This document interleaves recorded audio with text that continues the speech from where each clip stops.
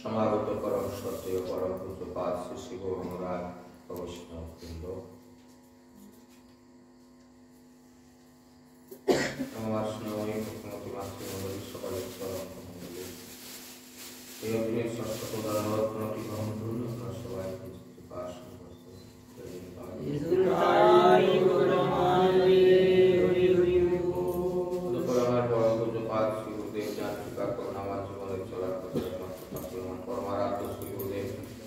नित्यधाम विष्णु श्री नारायण देव सर्वंत उपादेव श्रीपाद प्रणाम। नित्यधाम विष्णु पितृदेवी चरणे प्रणाम। मातृदेवी चरणे प्रणति। नित्य से विग्रह श्री श्री श्री श्री श्री श्री राधा दामोदर देव श्रीपाद शतकोटि धन्यवाद प्रणाम। सर्वरी যারা উপস্থিত হয়েছেন এবং পরে যারা উপস্থিত হবেন অথবা লাউডস্পিকার মারফত দূরে থেকে শ্রবণ করছেন, সকলের চরণে আমার কোটি কোটি কোটি কোটি কোটি কোটি ধন্যবাদ প্রণাম। আপনারা সবাই কৃপা আশীর্বাদ করুন। জয় শ্রী গুরু হরি হরি বল।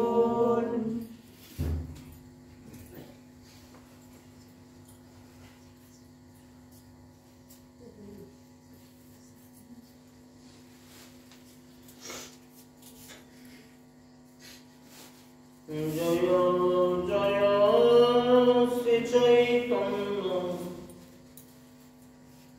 জয় নিত্যানন্দ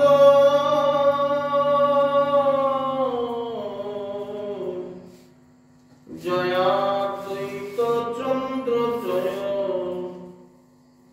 জয় গৌর ভক্তবৃন্দ। কৃষ্ণকে করায় শ্যামে রস মধুপান, নিরন্তর পূর্ণ করে কৃষ্ণের সর্বকাম। কৃষ্ণের বিশুদ্ধ প্রেমে রত্নের আকর, অনুপম গুণগণ পূর্ণ ফলে শ্রী চৈতন্য চরিতামৃতের মধ্য লীলার অন্তর্গত অষ্টম পরিচ্ছেদে গতকাল এই জায়গাতে আমরা বিশ্রাম করেছিলাম। আজকে এখানে আবার ফিরে এলাম।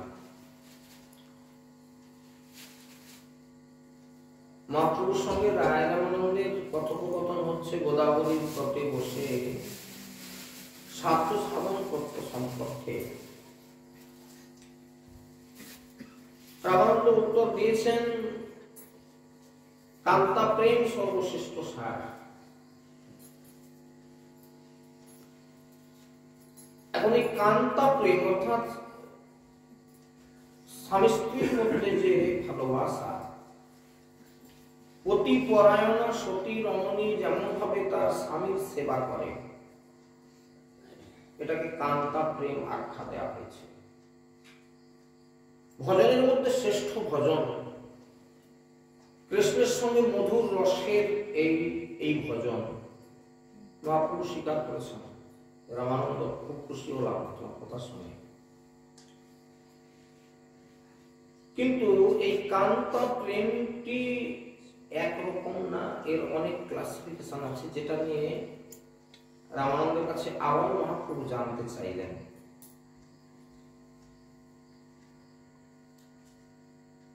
একেবারে যদি আমরা গোড়ায় গিয়ে উপস্থিত হই, যদি এমনটা বলা হয়, আমি অনেকদিনের জন্য একটু বিদেশে যাচ্ছি, জানো তোমরা তো আমার পাড়ার দিদিরা আছো, হ্যাঁ, আমার স্বামীকে একটু তোমরা লক্ষ্য নজর রাখবে। এই লোকটা টাইম মতো খায় না, কোথায় যে কখন ঘুরে তার কোনো ঠিক নেই, তুমি দিদি একটু ডেকে খেতে দিও। হ্যাঁ, আর ও তো রেঁধে খেতে বেড়ে খেতে জানেনি, দিদি তুমি একটু খেতে দিও বেড়ে বেড়ে। আমি যে মায়েরা আছেন, কান্তা প্রেমের আপনারা অধিকারী, একজন কেউ বলুন এইরকম একটি কথা বলে নিজের কথা চিন্তা করুন যে আমি আমার স্বামীকে পাড়ার কোনো দিদিকে দেখতে বলে দিয়ে আমি মাস কয়েকের জন্য বাইরে বেড়াতে যাচ্ছি। আমার স্বামী বেড়ে খেতে জানে না, রেঁধে খেতে জানে না, টাইম মতো খেতে শেখে না, ওই পাড়ার দিদি দায়িত্ব নিয়ে খাওয়াবো। কে কে স্বীকার করতেছেন একটু হাত তুলে বলেন। যদি না হয় বিষয়টা বোঝার জন্য চেষ্টা করুন। কান্তা প্রেমের ক্লাসিফিকেশন কোথায়? তাহলে এটা যেমন কোনো সময় সম্ভব না, যদি সম্ভব না হয় তাহলে আর কিছু জায়গা দেখাই। আচ্ছা, এমনটা তো হতে পারে একজন পতিপরায়ণা সতী রমণী, আমি রান্না করে দিয়ে আসছি জানো, তুমি যে বেড়ে খেয়ে নেবে, আমি একটু ওই যে গোপালের মায়ের সঙ্গে গল্প করে আসছি। এটা একটা হতে পারে। আবার ও না না দিদি আমি আর বসবো না, ও চলে আসবে বাড়ি, খেতে দিতে হবে, আমি চলে যাই, এখন আর বসবো না, দেরি করবো না। আপনার মন দিয়ে কথাগুলো শুনে যাবেন পর পর, তার তখন বুঝতে পারবেন যে সবই কান্তা প্রেম। স্বামী স্ত্রীর ঘর কন্যা চলছে, সংসার চলছে, চলেনি এমন কথা না, ঠুকা ঠুকি করে কোনো রকম চলছে, হ্যাঁ, টাকা গজা দিয়ে। কিন্তু আমি যে কন্ডিশনগুলো তুলে দিচ্ছি, কন্ডিশনগুলো খুব মনন করুন, কারণ এই জগৎটাকে বোঝা খুব কষ্ট, যে কারণে রায় রামানন্দের মুখ দিয়ে শুনবেন বলে মহাপ্রভু প্রশ্ন করেছেন। আমি যে শ্লোক থেকে এই কথাগুলো আপনাদের কাছে তুলে ধরছি, শ্লোকটা আরেকবার মনে শুনে নেন। কৃষ্ণকে করায় শ্যামের রস মধুপান, শ্যামের রস মধুপান, নিরন্তর পূর্ণ করে কৃষ্ণের সর্বকাম। কান্তা প্রেম শিরোমণি বলার পর রায় রামানন্দ যখন ছেড়ে দিলেন, মহাপ্রভু বললেন, আমি খুশি হলাম, কিন্তু তুমি আমাকে স্বরূপটা একটু বোঝাও, সেই কান্তা শিরোমণি রাধারানীর স্বরূপটা একটু বলো, কৃষ্ণের স্বরূপ একটু বলো, প্রেম তত্ত্ব সম্পর্কে বলো।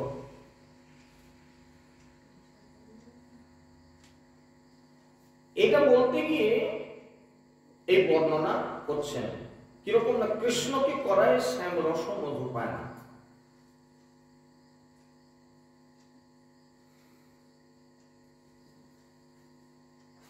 এখন মধু কোথায় পাওয়া যায়?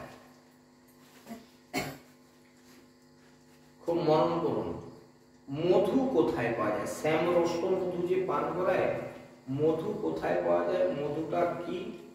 মধু খেলে কি হয়?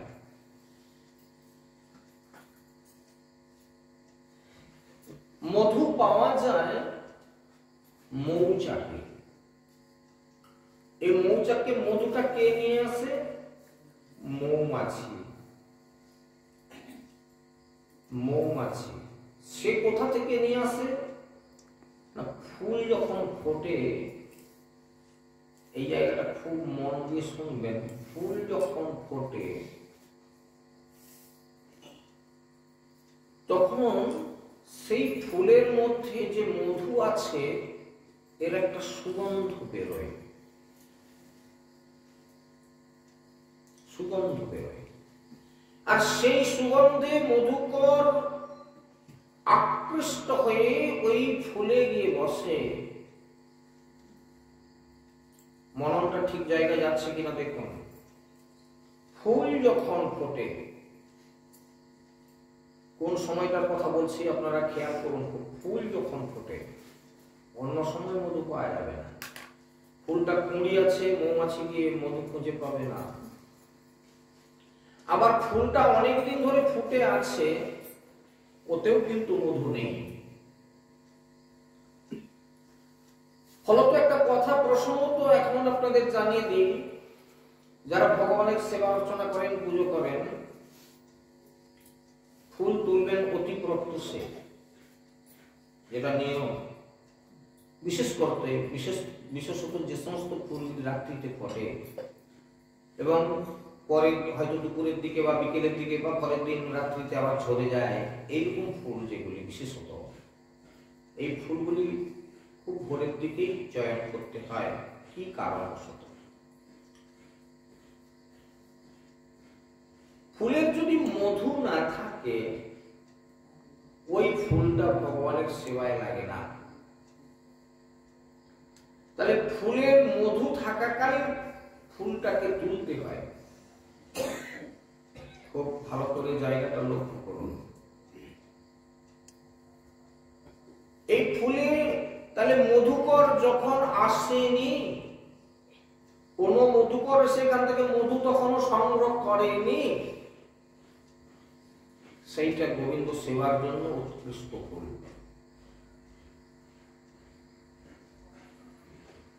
এইবার রাধা তত্ত্ব বলতে গিয়ে আপনাদেরকে আমি নিয়ে যাচ্ছি সেই জায়গায় যে রাধারানী কিরকম তার মাধুর্যকে বর্ণনা করতে গিয়ে কবিরাজ গোস্বামীপদ যে লাইনটা লিখেছেন, কৃষ্ণকে করায় শ্যামে রস মধুপান,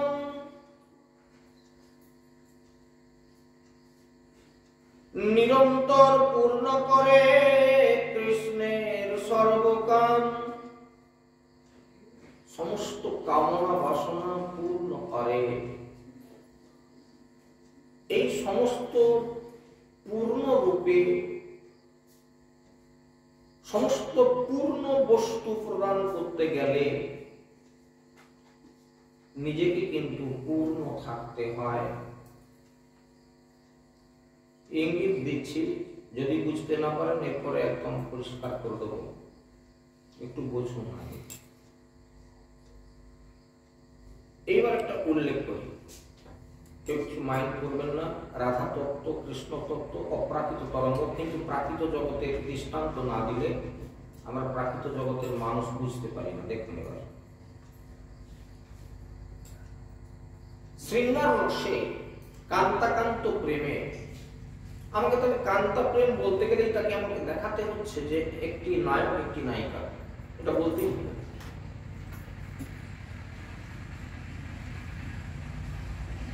কোন সময় পুষ্পটা চয়ন করতে হয় না, যে সময় ফুলটা প্রস্ফুটিত হয়েছে পূর্ণরূপে, কিন্তু কোন মধুকর এখনো মৌমাছি এসে তার মধু নিয়ে যায়নি। এইরকম মধুহারান রমণী ফুল কোনদিনই এই শ্যামরস পান করিয়ে তার কান্তকে পরিতৃপ্তি করতে পারবে না। কিছু কথা কি বোঝাতে পারলাম কিনা দেখুন। তাহলে নিজেকে পূর্ণ মধুতে পূর্ণ থাকাকালীন কান্তা প্রেমের সঙ্গে যুক্ত হতে হবে। ইহা না বুঝিয়া সংসার নষ্ট হয়ে গেল। দেখুন বোঝা যাচ্ছে কিনা। শৃঙ্গার রস বুঝতে গেলে একটু এরকম আসতে হবে, উপায় নেই। কেউ কিছু মন্তব্য করবেন না, কারণ এটা অপ্রাকৃত লীলা তরঙ্গ, কিন্তু প্রাকৃত উদাহরণ দিয়ে আমি দেখাচ্ছি ঘটনা। নিরন্তর পূর্ণ করে কৃষ্ণের সর্বকাম, যার মন বিক্ষিপ্ত হয়ে গেছে ও সংসারে এসে কোনোদিন মন বসাতে পারবে না। এই জন্য মন বিক্ষিপ্ত হওয়ার আগে, অর্থাৎ কোন মধুকর এসে মৌমাছি এসে মধু খাওয়ার আগে এই কান্তা প্রেমের সৃষ্টি হবে। নিরন্তর পূর্ণ করে কৃষ্ণের সর্বকাম, সমস্ত প্রকার কাম অর্থে এখানে অপ্রাকৃত কামকে বলা হয়েছে। সেটা কি? শৃঙ্গার রসাত্মক, শৃঙ্গার রসের দ্বারা কন্দর্প মত্তরূপ মধু। এখন এই মৌমাছি কি করে? এরা গুনগুন গুনগুন করে ফুলে ফুলে ঘুরে বেড়ায়। কি একটা গান আছে না, মৌমাছি করে কেন গুনগুন কেউ জানে না। আমরা শুনেছেন গান, ফুলের মধু না পেলে মন ভরে না, মন ভরে না। না ঠিকই বলেছে, ছিল বলে তো আমাকে বললো না, আমি তো বলতে পারতাম না। এরা জানে ভালো, এই কথা পর্যন্ত জানে সকলে। গানটা মন দিয়ে কজন শুনেছেন? ফুলে মধু না পেলে মন ভরে না, মৌমাছি করে কেন গুনগুন কেউ জানে না। ও যখন মধুর সন্ধান পায় তখন কিন্তু আর গুনগুন করে না। মৌমাছি গুনগুন করে, কিন্তু মধুর সন্ধান পেলে আর গুনগুন করে না, ফুলের উপর বসে চুপ চুপ চুপ চুপ করে মধু পান করে। ধরে ফুলে ফুলে ঘুরে ও মধু পান করে বেড়ায়। মৌমাছিটা তো এইটুকু, সে আর কতটা পান করবে? এক ফোঁটা মধু পান করে। এই এক ফোঁটা মধুটা সংগ্রহ করতে অনেকগুলো ফুলে তাকে যেতে হয়, কিন্তু ওই এক ফোঁটা মধুটা ওই মৌমাছিটার পক্ষে না, এটা যথেষ্ট যথেষ্ট। এবং যে কারণবশত কি হয়, ওর তখন মাথা ঘুরতে থাকে। মধু খাওয়ার পর ওর মাথা ঘুরতে থাকে। মদ খাওয়ার পর মাতালের যেমন মাথা ঘুরে না, এই মৌমাছির মাথা ঘুরতে থাকে। দেখবেন অনেক মাতাল মদ খেয়ে বমি করে দেয়। এই মৌমাছি ঠিক এরকম, ও মাতাল হয়ে গিয়ে মৌচাককে ফেরে, আর মৌচাককে ফিরে গিয়ে ও কি করে না, বমি টমি করে অস্থির করে দেয়। ওই বমিটাই হচ্ছে মধু। মধুকরের বমি না হলে মধু হয় না। এই শৃঙ্গার রসকে বুঝতে গিয়ে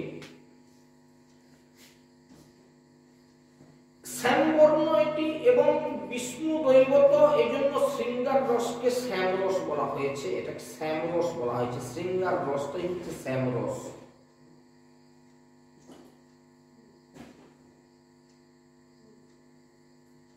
সমস্ত বাসনা, এখানে সর্বকাম কথার অর্থে কৃষ্ণের সমস্ত বাসনা পূর্ণ করে। পরন্তপক্ষে রাধা প্রেমকে যদি এই জায়গায় দাঁড় করাই, মানে এই যে কাহিনী বর্ণনা করলাম, তাহলে রাধা প্রেমটা ঠিক এরকম হবে বিশুদ্ধ ভাবে যে কৃষ্ণকে শ্যামরস মধু পান করাতে পারবে। এবার কৃষ্ণ তত্ত্বকে বুঝতে গেলে আসুন এবার কৃষ্ণের বিশুদ্ধ প্রেমের অগ্নির অনুপম গুণগান পূর্ণ কলেব। কৃষ্ণ বিষয়ক যে বিশুদ্ধ প্রেমের রূপ, সেটা রত্ন স্বরূপ। কয়েকদিন আগে এই রত্ন প্রসঙ্গে বর্ণনা করছিলাম। রত্ন কিভাবে হয় বলেছিলাম না, যে রত্ন কি করে তৈরি হয়। রত্ন কোথায় পাওয়া যায়? সমুদ্রের তলদেশে, একদম তলদেশে রত্ন পাওয়া যায়। বিভিন্ন রত্ন, এই যে গ্রহরত্ন আপনারা ব্যবহার করেন, এগুলো সমুদ্রের তলদেশ থেকে খোঁজ করে আনে। এই জন্য সমুদ্রকে কি বলা হয়? আরেক নাম সমুদ্রের রত্নাকর। দস্যু রত্নাকর নয়, সমুদ্রের আরেক নাম হচ্ছে রত্নাকর। এখন এই রত্ন কি করে তৈরি হয়? বিভিন্ন রত্ন বিভিন্ন ভাবে পরিপক্ত হয়ে এটা তৈরি হয়। একটা ঘটনা বলি, যেমন ধরুন মুক্ত, সব জ্যোতিষরা সব মুক্তা ব্যবহার করতে বলে না। এই রক্তবর্ণ মুক্তা, শ্বেত বর্ণ মুক্তা, এগুলো কেন ধারণ করতে হয়? যাদের মতিগতি খারাপ, মন মেজাজ ভালো না, খিটখিটে মেজাজ, আবার জ্যোতিষ শাস্ত্র বলা হয়ে যাচ্ছে না, না এইসব বলার জন্য আমি তো বসিনি না, বলা হয়ে গেছে, ছেড়ে দেন। তাদেরকে শ্বেত রত্ন, শ্বেত মুক্তা ধারণ করতে বলে। রক্তবর্ণ মুক্তা তাদেরকে ধারণ করতে বলে যাদের সামনে কোনো বিপজ্জনক একটা পরিস্থিতি আছে, গাড়ি অ্যাক্সিডেন্টের ছক পাওয়া যাচ্ছে ওর জীবনে, রক্তক্ষয় থেকে মুক্তি লাভের জন্য। কিন্তু এগুলো পাওয়া যায় কোথায়? না, ঝিনুকে মুক্ত পাওয়া যায়। পুকুরে ঝিনুক আছে, অনেক লোকে ঝিনুক বোঝেন তো, ঝিনুক এইরকম দুটো হয়ে যায় না, এরকম লম্বাটে টাইপের, হ্যাঁ, রোদে ফেলে দিলে মারা যায় আর হা হা করে যায়। পুকুরে এরকম ঝিনুক পাওয়া যায়, অনেক পুকুরে, বিশেষ করে এটার মাটির পুকুরে বেশি হয় ঝিনুক। আবার সমুদ্রেও হয়, নদীতেও হয়, কোনো বদ্ধ জলাশয়ে বেশি করে হয়। তা এদের কাছে নাকি এই ঝিনুকে নাকি মুক্ত পাওয়া যায়। কিন্তু ঝুড়ি ঝুড়ি আপনি এরকম ঝিনুক সংগ্রহ করুন, একটাতেও মুক্তা নাই। সেদিনকে বর্ণনা করেছিলাম।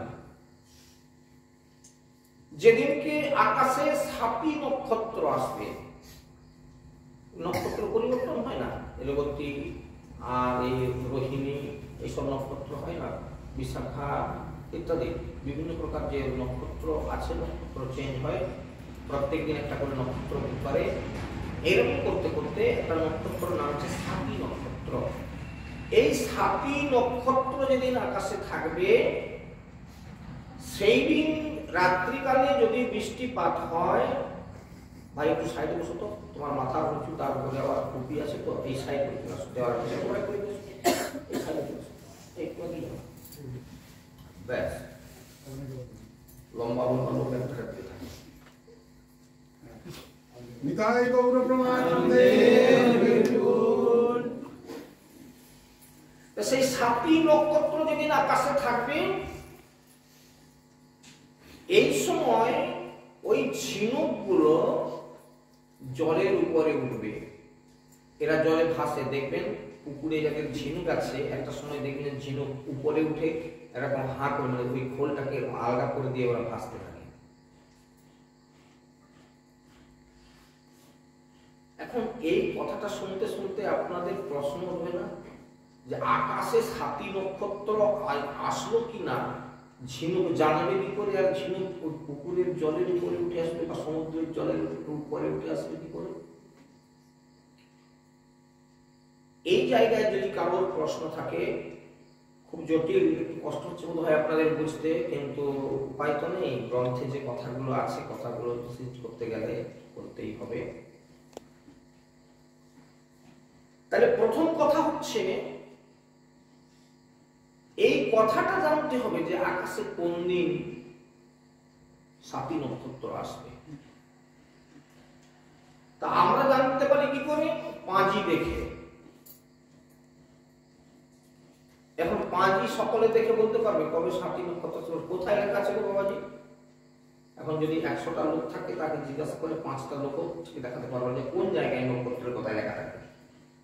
তাহলে এটা কারোর কাছ থেকে শিখতে হয়, যার কাছেই শিখুন না কেন তিনি গুরু। কোথায় এসে পৌঁছলাম দেখুন। তাহলে গুরুর কাছে বসে ওসব ফাঁকি ফক্করি চলবে না বাবা। গুরুর কাছে বসে বিষয়টা আগে জেনে নিতে হবে যে মুক্তা কোথায় পাওয়া যায়। না, সাপি নক্ষত্র যেদিন আসবে আকাশে, সেই দিন যে বৃষ্টিপাত হবে আকাশ থেকে, ওই বৃষ্টিটা যদি কারোর ওই কোন ঝিনুকের মুখে এক ফোঁটা পড়ে যায়, ওতেই মুক্তা তৈরি হবে।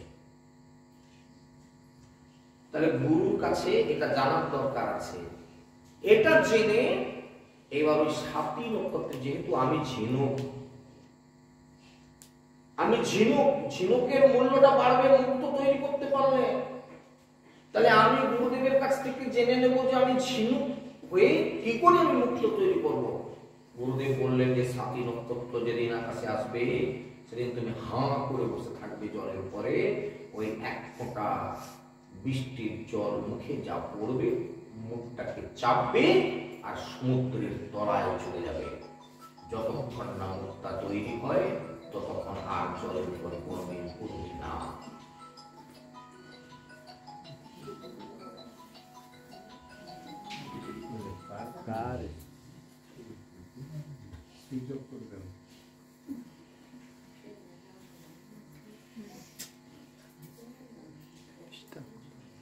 নিতাই গৌর প্রমানন্দে।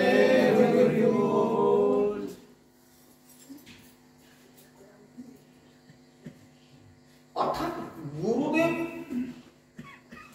এইরকম কিছু মন্ত্র প্রদান করবেন। আজ কয়েকদিন ধরে সব জায়গাতেই গুরুদত্ত তথ্যগুলো আপনাদের জানানোর চেষ্টা করছি। তাহলে গুরুদেবের কিছু দেয় বস্তু আছে যেগুলো দিলে নিশ্চিতভাবে একজন শিষ্য প্রতিষ্ঠিত হতে পারবেন। যেমনটা আমার কেদারনাথ রায় বাবাজি মহারাজ উদাহরণ দিয়ে বলেছিলেন, বলে বট গাছ দেখেছো? বলে হ্যাঁ। বট গাছে ফল ফলে কোথায় দেখেছো? কিরকম ফল ফলে? প্রত্যেকটা ডাঁটা একদম ভর্তি লাল হয়ে ফল ধরে। একটা ফলের মধ্যে কত বীজ আছে আপনাদের জানা আছে? বট গাছের বীজটা কত বড় হয়, এরকম হয় না? না নাই বলতে পারতো কত বড় বড় বীজ হয়। যাই হোক, এর বীজ অতি সূক্ষ্ম। একটা এইটুকু ফলের মধ্যে দেখা যাবে যে কয়েক হাজার বীজ আছে। এইবার বলা হচ্ছে আপনাদের একটা দায়িত্ব দিচ্ছি আমি, যে আপনারা বট গাছের তলায় যে বটের চারাটা পাবেন ওইটা আমার কাছে নিয়ে আসবেন, আমি পুরস্কার দেবো তাকে। আজকে ঘোষণা করলাম, হ্যাঁ, আপনারা খোঁজ করবেন কালকে সারাদিন ধরে বট গাছের তলার যে চারাটা, গাছের কোথাও অন্য কোথাও কোটরে হয়েছে সেটা নেব না, বা পাকা ঘরের ছাদে হয়েছিল সেটা নেব না, শুধু বট গাছের তলায় যে চারাগুলো হয়ে আছে ওই চারাগুলো তুলে আনবেন। অনেক আছে, কি বট গাছও অনেক আছে, চারাও অনেক আছে, আপনারা তুলে নিয়ে আসলেই আমার কাছে পুরস্কার পাবেন আগামীকাল। একজনও একটা চারা আনতে পারবেন না, এই জন্যই পুরস্কারটা ঘোষণা করলাম। পাবেন না বলেই পুরস্কার ঘোষণা করা, কালী লোক খুঁজে আনবে। কোথায় পাওয়া যায়? সব সেই পুরো বাড়ির ছাদে, নাহলে পাকা ঘরের ছাদে, নাহলে পুরো মন্দিরের উপরে, নাহলে দেখবেন কোনো তাল গাছের সে যে ঢকলা আছে সেই ঢকলার ভিতরে বট গাছ হয়ে গিয়ে তাল গাছের উপরে বট গাছ হয়ে বসে আছে, তাল গাছের উপরে বট গাছ। কি দেখেন না, গাছের কোটরে বট গাছ আরম্ভ হয়েছে। কেন হয়? কারণ হচ্ছে যে বটের ফলটা ফলে বটে, তলা বিছানা হয়ে লাল করে পড়ে বটে, এবং লক্ষ লক্ষ কোটি কোটি বীজ পড়ে বটে, কিন্তু ওতে চারা জন্মানোর সম্ভাবনা নেই। তখনই চারা জন্মানোর সম্ভাবনা হয় এই ফলটাকে যদি সুখ জাতীয় পক্ষী, টিয়ে পাখিটাকে এরকম টিয়ে পাখি, এই সুখ পক্ষী এরা যদি আহার করে আর তার পরিপাক তন্ত্রের দ্বারা ওটাকে পরিপাক করে, মানে ওতে পেটের মধ্যে গেলে পরিপাক হচ্ছে না। যেমন আমাদের পেটে রসগোল্লা খেলাম, কেউ কিছু মনে করবেন না, কাল সকালবেলা আবার রসগোল্লাটা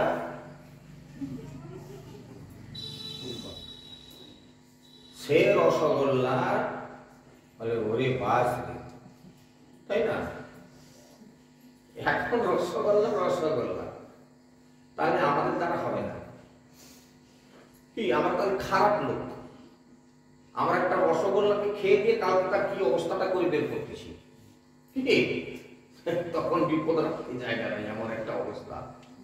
কিন্তু সুখ জাতীয় পক্ষী এই বীজটাকে খেয়ে ও যখন বের করতেছে তখন বট গাছ তৈরি করে দিচ্ছে। আপনাদের কার ক্ষমতা আছে বট গাছ তৈরি করতে করে দেবেন? তাহলে বট কম খেয়ে দিয়ে না। সুখ জাতীয় পক্ষী তার পরিপাক তন্ত্রে তার পাচক রস মিশ্রিত করে ও যদি বড় বাড়ির ছাদে পায়খানা করে দেয়, ও যদি গাছের ডালে পায়খানা করে দেয়, কোটরে পায়খানা করে দেয়, সেই তার মধ্যে যে বীজটা থাকে সেই বীজটা গাছ হয়। ঠিক তেমনি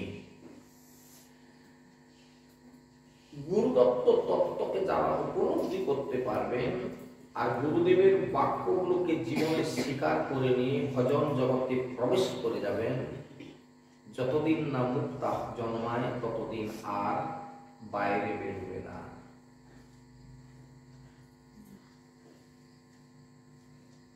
তাহলে কৃষ্ণকে করায় শ্যামের রসমধুপান, নিরন্তর পূর্ণ করে কৃষ্ণের সর্বকাম। তাহলে মত্ততারূপ মধু পরিবেশন করে পান করাচ্ছেন, মধু পান করাচ্ছেন। কৃষ্ণের বিশুদ্ধ প্রেমে রত্নের আকর। এই বিশুদ্ধ প্রেমটা কিরকম না রত্নের আকর। যে রত্ন পাওয়ার জন্য এত কষ্টের কথা বললাম, এরকম কষ্ট করে সেই রত্নটা প্রাপ্ত হতে হয়। কৃষ্ণের যে প্রেম, কৃষ্ণ প্রেমকে জানতে গেলে, কৃষ্ণ তত্ত্বকে জানতে গেলে সেই রত্ন বা কোথায় রত্নের আকর, মানে আকর মানে খনিজ।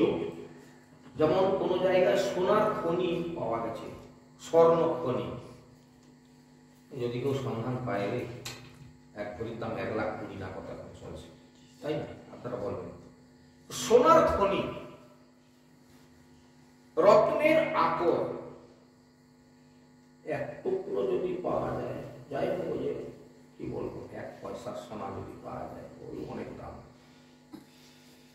কৃষ্ণের বিশুদ্ধ প্রেমের রত্নের আকর, অনুপম গুণগণ পূর্ণ কলেবর। যে জায়গায় রত্নাদি স্বাভাবিক উপায়ে প্রচুর পরিমাণে জন্মে তাকে খনি বলে। বিভিন্ন রত্নাদি স্বাভাবিক উপায়ে প্রচুর পরিমাণে জন্মে তাকে খনি বলে। শ্রীমতী রাধারানী হচ্ছেন শ্রীকৃষ্ণ বিষয়ক বিশুদ্ধ প্রেমরূপ রত্নের আকর।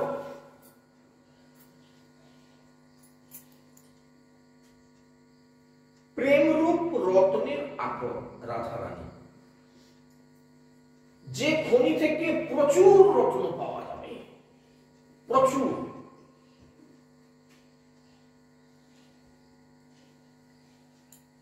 অনুপম গুণ সমূহে রাধার দেহ পূর্ণ। অনুপম কথাটার অর্থ হচ্ছে যে তুলনাহীন বা তুলনা শূন্যতা, অনুপম, যার কোনো তুলনা হয় না। এই জন্য শ্রেষ্ঠা রাধারানীর সঙ্গে অন্যান্য ব্রজগোপীদের তুলনা করা যায় না। এই জন্য কোটি শতকোটি ব্রজতেও গোপীতে নহি পূর্ণ কাম। কেন হলো না? এত গোপী থাকতে রাধারানী যখন রাসমঞ্চ ত্যাগ করে চলে গেলেন, কেন ভগবান কৃষ্ণের মন খারাপ হয়ে গেল? তিনি সবাইকে পরিত্যাগ করে তাকে অন্বেষণ করতে বনে প্রবিষ্ট হলেন। কেন? কারণ হচ্ছে সে ছাড়া তার ইচ্ছা পূর্ণ কেউ করতে পারে না। গোবিন্দ লীলামৃতে একটা শ্লোক তুলে দিচ্ছেন এই জায়গায়, চৈতন্য চরিতামৃতকার কৃষ্ণদাস কবিরাজ গোস্বামী পাদ বলছেন, কা কৃষ্ণস্য প্রণয়ী যদিভূ শ্রীমতী রাধিকৈকা, কাশ্য প্রেয়স্বরূপম গুণারাধিকৈকান চান্যা, জম্ভ্যং কেশে নিশিতরতা নিষ্ঠুরতনমি কুচে হস্যা বাঞ্ছা পুত্তৈ প্রভবতি হরে রাধিকৈকান চান্যা। কৃষ্ণের এই প্রণয় উৎপত্তির স্থানকে, কৃষ্ণের প্রণয় উৎপত্তির স্থান হচ্ছে একা শ্রীমতী রাধিকা। শ্রীকৃষ্ণের প্রেয়সী কে? কা কৃষ্ণস্য প্রণয়জনিত শ্রীমতী রাধিকৈকা, কাশ্য প্রেম স্থানর্প গৌরা রাধিকৈকন চান্না। এই প্রেয়সী কি না? অনুপম গুণ সম্পন্না, অর্থাৎ যে গুণের কোন তুলনা নেই, যার গুণের কোন তুলনা করা যায় না, কারোর সঙ্গে তার সমঝোতা করা যায় না, সেই রাধার কেশে কুটিলতা, চক্ষুতে তরলতা, স্তনে কঠিনতা, একাশী রাধাই শ্রীকৃষ্ণের সকল বাসনা পূর্ণ করিতে সমর্থা, আর অপর কেহ নাই। যাহার সৌভাগ্য গুণ বাঞ্ছে সত্যভামা, যার ঠাই কলা বিলাস শিখে ব্রজ রামা। ঠিক এই জায়গায় যার সৌভাগ্য গুণ বাঞ্ছে সত্যভামা। গতকালকে এই প্রসঙ্গে একটা কথা আপনাদের কাছে তুলেছিলাম যে দ্বারকা লীলাতে ভগবান কৃষ্ণের সেবা করতে গিয়ে সত্যভামা একদিন দেখলেন যে কৃষ্ণ রাত্রিতে কাঁদছেন। তার সেবা করে দিচ্ছি, কেন কাঁদছে তাহলে সে? এবং একদিন না, দিনের পর দিন দেখা গেল যে তিনি কাঁদছেন। কেন কাঁদে? এটা অদ্ভুত লাগবে না? কেন কাঁদছে?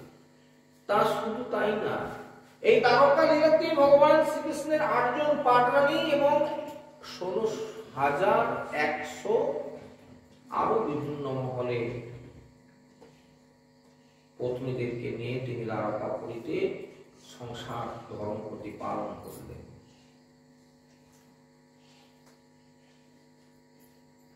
সত্যভামা অপরাপর পাটরানীদের সঙ্গে আলোচনা করলো, জানিস দিদি এরকম একটা ঘটনা দেখলাম, কি অদ্ভুত কথা, প্রত্যেকেরই মুখে একই কথা দিয়ে গো, আমি তোকে বলবো বলে বলা হয়নি, আমিও দেখেছি তিনি কাঁদেন। যার সৌভাগ্য গুণ পাচ্ছে সত্যভামা, সে কি কেন কাঁদে, কার জন্য কাঁদে? তাহলে কি আমাদের সেবা তার ভালো লাগে না? এমন কি কেউ আছে যাকে ছাড়া তার ভালো লাগে না, তার জন্য কাঁদছে? কাঁদছেন না? যদি আমরা যদি আমাদের জগতের কথা বলি, তাহলে কি বলবেন আপনারা? না, মনে হয় মনে মনে কাউকে ভালোবাসে, তাকে পায়নি বলে এই জন্য কাঁদছে, এরকম একটা কথা বলে ফেলবেন। কথাটা হয়তো সেরকমই, কান্তা প্রেম আলোচনা হচ্ছে তো, সুতরাং কথাটা হয়তো সেরকমই, কিন্তু এত সোজা কথা না। কাঁদতে হচ্ছে কেন? কাঁদতে তো হবেই। কারণ যদি দেনা এত থাকে, রাত্রিতে ঘুম হবে গো? যত সেবা করে দিক না কেন সেবা আসি, কি গায়ে হাত গুলি দিচ্ছে, পা টিপে দিচ্ছে, মাথা টিপে দিচ্ছে, হ্যাঁ পিঠে হাত গুলি দিচ্ছে, তবু ঘুম আসে। চিন্তা তো দেনা। কাল সকালবেলা বেরোলেই আবার বলবে কি কি হলো, আপনি বললেন যে দেবেন। দেনা কিসে হলো? কৃষ্ণকে দ্বারকা লীলাতে সে কাটতে হচ্ছে কেন? না ব্রজ লীলাতে, বৃন্দাবন লীলাতে যে ব্রজ সুন্দরীদের সঙ্গে মিশতে গিয়ে তাদের কাছে এতটাই ঋণ হয়ে গেল, সেই ঋণ কি করে শোধ হবে? ব্রজগোপীরা বলেছিলেন যে আমরা গৃহের শৃঙ্খল উন্মোচন করে এই রাত্রিকালে তোমার বাঁশির স্বর শুনে তোমাকে ভালোবেসে সব ছেড়ে চলে এসেছি, সেখানে আর ফেরা যাবে না। স্বামী সন্তান সংসার সব ত্যাগ করে দিয়েছি তোমাকে ভালোবেসে। ভগবান কৃষ্ণ ছলনা করে বলেছিলেন, হে ব্রজ সুন্দরীগণ, তোমরা গভীর রাত্রিতে বনে কেন এসেছো? তোমরা ফিরে যাও, তোমাদের জন্য তোমাদের আপনজনেরা খোঁজাখুঁজি করছে, তোমরা বাড়িতে ফিরে যাও। ব্রজ সুন্দরীগণ বলেছিলেন এক বাক্যে, আমরা ফিরে যাওয়ার জন্য আসিনি। তুলনার দিকে মহাজন বর্ণনা করছেন, যেমন একটা নদীর পথে বাহিত হয়ে সেই জলটা যখন সমুদ্রে গিয়ে পড়ে, সমুদ্র যদি সেই জলটাকে বলে তুমি নদীতে ফিরে যাও, ওটা যেমন কোনোদিন সম্ভব নয়, আমরা তেমনি সংসারের সমস্ত মোহ, সমস্ত বাসনা, কামনা পরিত্যাগ করে সমুদ্রে এসে পতিত হয়ে গেছি, এখন ফিরে যাওয়ার কোনো প্রশ্নই ওঠে না। তুমি আমাদের গ্রহণ করো বা না করো, আমাদের আর ফিরে যাওয়া চলবে না। এদিকে ভগবান বিপদে পড়ে গেলেন কোথায়? কৃষ্ণের বাঞ্ছায় কাছে পূর্ব হইতে যে জয়ছে ভজে, কৃষ্ণ তার ভজে তৈছে, যে যথামং প্রপদ্যন্তে ত্বং তথৈব ভজাম্যহং, মম বর্তানুবর্তন্তে মনুষ্যা পার্থ সর্বস্ব। কথা দেওয়া আছে কৃষ্ণের, যে যেখানে যেমন ভাবে আমার সেবা করবে, ভালোবাসবে, আমি তদ্রূপ সেবা করে তার ঋণ শোধ করি, তদ্রূপ সেবা করে, পয়সার বিনিময়ে নয়। যেমন এখন সেদিনকে একজনের সঙ্গে কথা ছিল, তুমি কি কাজ করো? না বলে এই রেলে একটা কাজ। তারপরে শুনি কি কাজটা কি করতে হয় বলো না, মানে এই যে সব ফার্স্ট ক্লাসে যারা যাচ্ছে আর কি, বাবুরা যাচ্ছে, কার একটু পা টিপে দিতে হবে, কার মাথা টিপে দিতে হবে, এক্সট্রা কার বেডশিট লাগবে এনে দেওয়া, হ্যাঁ এক্সট্রা কার বালিশ লাগবে সেটা সরবরাহ করা, এটা চাকরি, ভালো পয়সা রোজগার আছে, হ্যাঁ এটা চাকরি। আমি এটা উদাহরণ দিলাম এই কারণে, এই রাধা প্রেমকে তুলনা দিতে গিয়ে এরকম একটা উদাহরণ নিয়ে আসলাম। যার সৌভাগ্যগুণ বাঞ্ছে সত্যভামা, রাত্রিকালে ওই দ্বারকাপুরীর এই পাটরানীগণ দেখছেন যে কৃষ্ণ কাঁদছে। একে অপরের সঙ্গে আলোচনা করে যখন দেখলেন, সকলেরই একটা কথা যে সবাই দেখছে, সবাই বলতেছে যে সবাই দেখলো যে গোবিন্দ কাঁদে, কেন কাঁদে? এর প্রশ্ন রাখলেন মায়েদের কাছে, শাশুড়ি মায়ের কাছে। তিনজন শাশুড়ি মা, একজন কৃষ্ণের গর্ভধারিণী মা, একজন বলরামের মা, দাদার মা, আর একজন হচ্ছে পালিতা মা যশোমতী। এক দেবকী মা, দুই রোহিণী মা, তিন যশোদা মা। বেশি কথা জানেন মা যশোমতী এবং রোহিণী দেবী। এরা দুজনে ব্রজের বৃন্দাবনের কাহিনী জানে। যে কথা প্রকাশ করলেন বৃন্দাবনে লীলাকালীন এই রাধারানীর কথা উল্লেখ করলেন। এবং কাঁদছে কেন না, তাদের প্রেমের ঋণ শোধ করতে না পারার যে ব্যথা। তোমার তো প্রতিজ্ঞা আছে, যে যেরকম ভজনা করবে তুমি সেরকম করে ভজনা করবে, এটা তোমার কন্ডিশন। আজকে শত সহস্র রমণীরা এই যে সব গৃহ সংসার, স্বামী পুত্র বন্ধু বান্ধব আত্মীয় স্বজন সবাইকে পরিত্যাগ করে তোমার কাছে তোমাকে ভালোবাসলো, এবার তুমি কি করে ভালোবাসতে পারো? তুমি কি করবে? একটা রমণীর তুমি পূরণ করতে পারবে না। কি একটা ব্রজরমণীর তুমি ঋণ শোধ করতে পারবে না। ও যেরকম করে সব পরিত্যাগ করে ভালোবাসলো, তুমি সেরকম করো। এ তো আবার একজন নয়, শত সহস্র ব্রজ সুন্দরীদের ইচ্ছা কি করে পূর্ণ করবে? বাধ্য কাঁদতে হচ্ছে এই চিন্তা নিয়ে।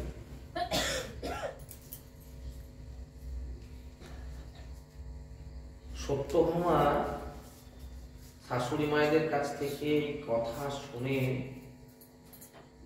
অবাক হয়ে গেল। কি সৌভাগ্যবতীর! আমরা দ্বারকাপুরীতে ঐশ্বর্যের জায়গায় আমরা তার সেবা করতে আসছি, ঐশ্বর্যের জায়গায়। ও সবাই পারে। হ্যাঁ, রাজবাড়িতে বসে রানীরা এরকম রাজার অনেক সেবা করতে পারে, কিন্তু বৃন্দাবনে মাধুর্য প্রেমের যে সেবা, যে সেবার কোনো তুলনা পাওয়া যায় না। রাধা প্রেমের কোনো তুলনা নাই। এই জন্য বলছে কাশ্য প্রেম শ্যাম রূপ মনে করা রাধিকৈকানুসন্না জিন্দ্রম কেশে দৃশি তরতা নিষ্ঠুরত্তম কুচিত স্বস্য বাঞ্ছাপত্যৈ প্রভবতি হরি রাধিকৈকানুচন্না। রাধারানীর সেই অনুপম গুণা, যার কোনো গুণের তুলনা করা যায় না, এবং অনুপম গুণা বলেই রাধারানীর কেশে কুটিলতা আদি আছে বলেই, অর্থাৎ রাধারানী পরমা সুন্দরী বলেই এবং নবযুবতী বলেই, এবং রাধারানী কৃষ্ণের সকল বাসনা পূর্ণ করতে পারেন বলেই তিনি কৃষ্ণের প্রেয়সী। এতগুলো বিয়ে করলো, 16,108, তারা কেউ কিন্তু কৃষ্ণের প্রেয়সী হওয়ার মতো যোগ্যতা সম্পন্ন নয়। দেখুন, এই কথাটা যখন জানতে পারলেন সত্যভামা, তখন এবার চিন্তা করছে যার সৌভাগ্য গুণ বাঞ্ছে সত্যভামা, ও কে সেই রকম ভাগ্যবতী? আমাদের মধ্যে কি সেই গুণ কোনদিন তৈরি হবে গো?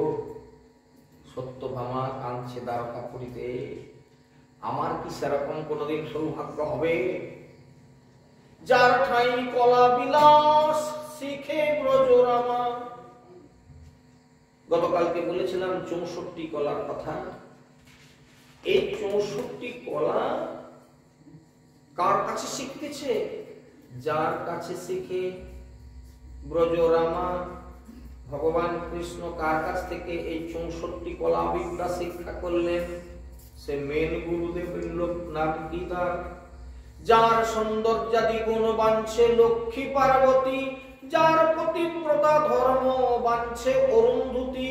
যে অরুন্ধতী হচ্ছে সতী রমণী জগতের, সেই অরুন্ধতী পর্যন্ত পতিব্রত ধর্মটা শিখতে চায় রাধার কাছ থেকে।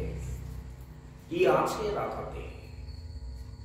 এখন খুব কঠিন জায়গা। যার সৌন্দর্যাদি গুণ বাঞ্ছে লক্ষ্মী পার্বতী, যে লক্ষ্মী কিনা ভগবানের বক্ষ বিলাসিনী, হ্যাঁ, বুকের উপরে যাকে তুলে রাখেন ভগবান, সেই লক্ষ্মী দেবী বাঞ্ছা করছে কে? সেই রাধারানী। কিরকম তার হৃদয়টা? খুব সিরিয়াস জায়গা। এবং যার পতিব্রত ধর্ম, যে অরুন্ধতী, যাকে সতী রমণীর সতী শ্রেষ্ঠা বলা হয়, যার সদগুণের কৃষ্ণ না পার পার, সদগুণের পার, পার মানে কোন সীমা, তার গুণ গণিবে কেমন জীব ছাড়। কোন জীব তার সীমা দেবে? প্রভু কহে জানিল কৃষ্ণ রাধা প্রেমে তত্ত্ব। রাধার এই বর্ণনা শুনে মহাপ্রভু রায়রামানন্দের মুখে কথাগুলো শুনতে শুনতে একদম তন্ময় হয়ে গেছে। ধন্য হলাম রামানন্দ, খুব খুশি হলাম আমি তোমার মুখে রাধা তত্ত্ব, কৃষ্ণ তত্ত্ব, প্রেম তত্ত্ব শুনে আমি ধন্য হয়ে গেলাম। তো শ্রীমদ্ ভাগবতে এই ব্রজরামা যে কলা বিদ্যা শিখেন, সেই কলা বিদ্যা কটি, কি কি নাম? গতকালকে বলেছিলাম যে 64টি কলা বিদ্যা। কিন্তু এখন এতগুলি কলা সম্পর্কে আলোচনা করা সম্ভব নয়। তবু মোটামুটি আমাদের জগতে যে কিছু কলা, যে কলাগুলি আমাদের জানা দরকার, বিশেষ করে যেগুলো না হলে আমরা কিন্তু নিজেকে সংসারে বেঁধে রাখতে পারবো না। দেখুন কি কি।